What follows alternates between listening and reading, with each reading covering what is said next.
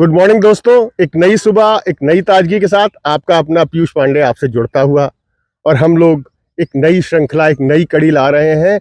मैं अपने बारे में बता दूं, मेरा नाम पीयूष पांडे है। मैं यूपी स्पोर्ट्स हॉस्टल का छात्र रहा हूं। रणजी ट्रॉफी खेला है, अंडर 19 इंडिया से पाकिस्तान का दौरा किया था और यूपी अंडर 19 टीम का कप्तान रहा हूं। मैंने अपने सीनियर क्रिकेटरों से आपको जोड़ने की कोशिश की, उनके विचार हैं वो आपको सामने लाने की कोशिश की। इसी कड़ी में आज हमारे साथ आदरणीय हमारे अभिजीत सर जुड़े हैं और मैं उनको लिए बहुत थैंकफुल हूं, और उसके साथ साथ हमारे आदरणीय मजहर भाई जो मेरे साथ हैं। तो ये एक श्रृंखला है जो लगातार चलती रहेगी। और ये मैं अपने बारे में फिर बताता हूं कि मैं लखनऊ से जुड़ता हूं, लखनऊ की क्रिकेट के बारे में आप लोगों को गाइड करता हूं। और ये श्रृंखला आप जहां भी हैं आप देखिए, सीखिए और समझिए। तो आज हमारे साथ मजहर भाई हैं, इतने अभिजीत भाई हैं। तो मैं चाहूँगा पहले तो मजहर भाई, आप अभिजीत भाई से बहुत जुड़े हैं, बहुत व्यक्तिगत रूप से भी जुड़े रहे, खेल में भी आप लोग एक ही क्लब से खेलते थे, और उसके बारे में थोड़ा सा अभिजीत भाई के बारे में बोलिए। Thank you Piyush.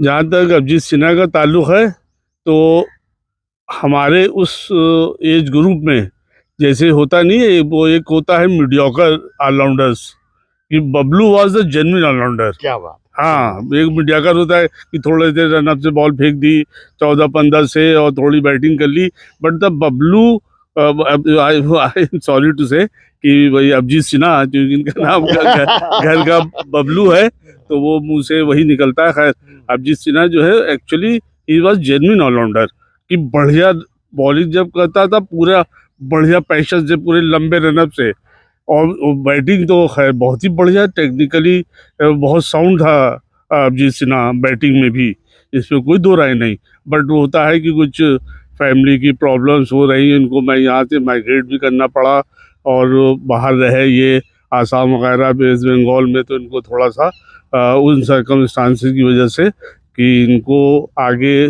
निकलने का जो कह लें कि हर्डल्स आ गए, बाधाएं आ गई, जिसकी वजह से वो अभिजीत सिन्हा को वो चीज़ नहीं मिली जो उसका वो हकदार था। बिल्कुल बिल्कुल बिल्कुल सही कह रहे हैं आप मजहर भाई, बहुत अच्छी बात बताई। आप क्रिकेट खेले हैं, एक आपने लखनऊ में स्टारलेट्स क्लब बनाया था आप और अभिजीत भाई ने, उसके बारे में बताइए थोड़ा सा। 1979 में जब हम ग्रीन पार्क हॉस्टल से लखनऊ आए हैं तो हम लोग बाबू स्टेडियम में सब लोग प्रैक्टिस करते थे ग्रुप में, और पूरी टीम बना के अनएफिलिएटेड टूर्नामेंट खेलते थे। किसी के भी इनविटेशन पे हम लोग 6-7-8 लड़के जाते थे और वो खेलते थे अनएफिलिएटेड टूर्नामेंट्स। तो भी ये हुआ कि भाई हम लोग किसी की टीम के लिए खेलते हैं, हम लोग क्यों ना अपना एक क्लब बना लें। तो उसमें भी वो सब आपस में तय करके लखनऊ स्टारलेट के नाम से क्लब बनाया। इस वक्त लखनऊ में एट प्रेजेंट जो एक्टिव लोग हैं उनमें myself, Mazhar Ali Ansari, Abhijit Sinha founder member है लखनऊ स्टारलेट्स के, जो आज की तारीख में 40 ईयर्स का अपना शानदार सफ़र तय कर चुका है। देखिए ये कितनी अच्छी बातें मजहर भाई ने बताई अभिजीत भाई के बारे में। मैं आपको बताऊं, अभिजीत भाई ने पहली क्रिकेट एकेडमी यूपी में स्थापित की, प्रोफेशनल, और लखनऊ में स्थापित की। आज भी अपने बच्चों को गाइड करते रहते हैं, जोड़ते रहते हैं, और मुझे लग रहा है ये भी काफी लंबा सफर हो गया। थोड़ा इसके बारे में गाइड करिए प्लीज। अब पीयूष ने मेरी एकेडमी के बारे में बात करी। मैं थोड़ा सा उल्टा सोचने वाला हमेशा सा रहा था। जो चीज़ ट्रेडिशनल चलती थी मैं बहुत ज़्यादा उसको बिलीव कभी नहीं करता था। तो 1995 में ये हमारी एकेडमी इस्टेब्लिश हुई, यानी आज हो गया 2025, 30 साल हो गए। ये 30वां साल चल रहा है हमारा एकेडमी का। जब मैं खेला था वो 10-12 साल आप छोड़ दीजिए, तो तजुर्बा टोटल क्रिकेट का करीब 42 साल हो गए, राइट। तो 30 साल से एकेडमी की। जब मैंने ये सोचा था, मैंने बहुत से प्लेयरों को बुलाया था, तब मजहर अजहर कानपुर में थे, तो कुछ प्लेयरों को बुलाया था और आइडिया उनका डिसीजन लेने के लिए कि मैं प्रोफेशनल एकेडमी खोल रहा हूँ और यहाँ स्पोर्ट्स कॉलेज है, स्पोर्ट्स हॉस्टल है, ये वाइबल है कि नहीं है। तो सब ने ना कहा कि नहीं यार ये अच्छा आइडिया नहीं है, बड़ा रिस्की है।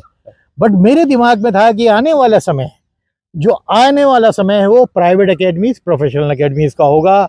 और मैंने आज से 20 साल 25 साल आगे उसको फोर्स ही किया और मैंने वो एकेडमी जो है स्टैब्लिश करी।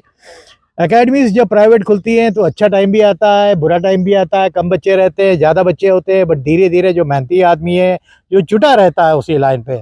और मैं आज इस माध्यम से ये भी कहना चाहता हूँ कि सीखना फिर भी आसान है, सिखाना बहुत टफ जॉब है, बिल्कुल बहुत टफ जॉब है। वो मैं जब कोचिंग में आया मेरे को पता लगा एक एक इंडिविजुअल के बारे में।